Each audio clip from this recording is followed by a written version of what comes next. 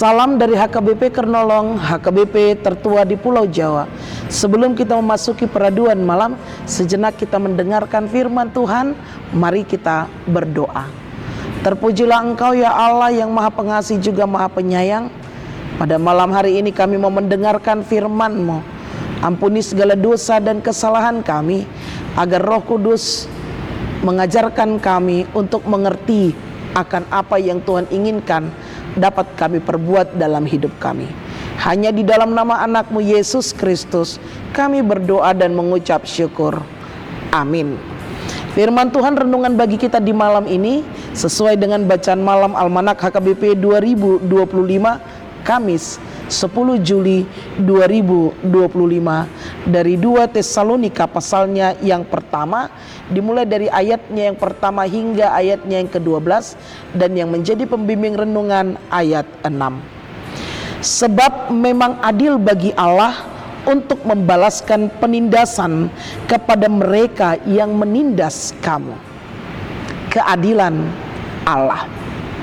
Bapak Ibu saudara-saudari yang dikasihi Tuhan Yesus Kristus, dalam kesendirian pernahkah kita sejenak bertanya dalam diri kita bahwa seolah-olah Allah tidak adil dalam kehidupan kita? Seolah-olah Allah meninggalkan kehidupan kita. Di tengah kesetiaan kita terhadap Dia, di tengah-tengah pelayanan kita yang bergumul bersama dengannya, di tengah-tengah doa dan harapan yang kita miliki bersama dengan Tuhan, seolah-olah Tuhan meninggalkan kita pada saat kita mengalami pergumulan. Bapak Ibu saudara-saudari yang dikasihi Tuhan Yesus Kristus, inilah yang dialami oleh jemaat Tesalonika. Jemaat Tesalonika sedang bergumul begitu beratnya, di mana sebagai orang Kristen mereka masih dalam masa sukacita karena karya Tuhan dalam hidup mereka. Mereka merasakan kebesaran sukacita mereka bersama dengan Tuhan. Namun sukacita ini mendapatkan tantangan atau pergumulan yang hebat. Mereka mengalami penindasan dan penganiayaan oleh karena iman mereka kepada Kristus.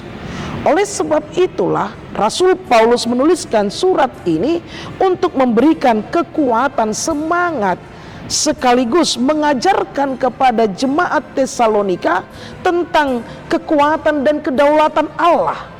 Bahwa Allah adalah Allah yang adil, yang mengatasi segala pergumulan dan penderitaan yang mereka alami. Karena itu Paulus mengingatkan kepada jemaat Tesalonika bahwa apa yang mereka alami itu merupakan bukti keadilan Allah, sebagai cara Allah untuk menyempurnakan iman mereka. Bahwa Kristus berkuasa dari sorga untuk menghakimi para penindas dengan tidak adil. Dan kedatangan Kristus yang kedua kali merupakan sebuah kepastian yang membawa kebenaran secara adil. Karena itu jangan pernah tanyakan mengapa Allah tampaknya tidak adil. Mengapa Allah tidak berpihak kepadaku? Mengapa aku yang setia, taat, ibadah, berdoa, hidupku penuh dengan pergumulan? Itu bukan agenda Tuhan untuk menjatuhkan kita ke dalam dosa, tetapi bagaimana Tuhan menyempurnakan iman kita terhadap Dia. Bapak Ibu saudara-saudari yang dikasihi Tuhan Yesus Kristus, nats kita pada malam hari ini memberitahukan bahwa kekuatan dunia akan mencoba untuk melawan dan menggoyahkan keyakinan kita dengan berbagai tawaran yang membuat kita terbuai dan membuat kita menjadi meninggalkan Tuhan dan jatuh ke dalam dosa. Tuhan mengajarkan kepada kita bagaimana bersama Allah kita akan mengalahkan tantangan tersebut.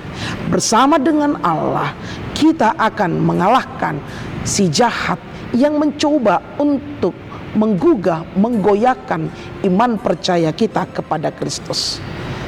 Tentu pastinya Allah sudah menyediakan penghakiman dan penghukuman yang adil terhadap mereka yang menganiaya umat Allah.